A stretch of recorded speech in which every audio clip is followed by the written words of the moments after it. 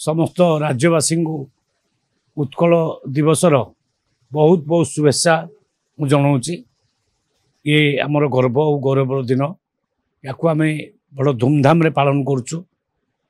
इत अवसर रे माननीय मुख्यमंत्री समस्त को उत्कल दिवसर समस्त को शुभेच्छा जनइछंती। मु भावुची आगामी दिन में निश्चित भाव में ओडिशार उत्थान हब।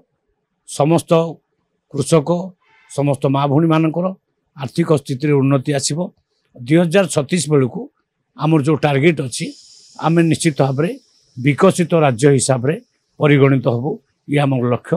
तेणु से दिगरे आमर राज्य सरकार काम। भाषा ज्ञान तांकर कोठु आसला? से तो भाषा को कदर्थ कर देथिले। ओडिशार माने अस्मिता आज माने विपद रे पड़ जाइतला।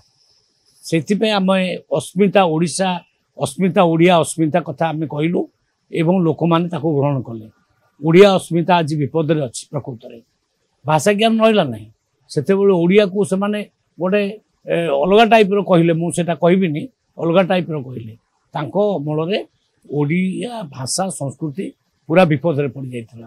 किंतु वर्तमान आमर सरकार ओडिशा रे ओडिया भाषा को प्राधान्य देइछि एवं ओडिया भाषार केमिति उत्थान हबो सेति मध्यम बजेट करा जाइछि।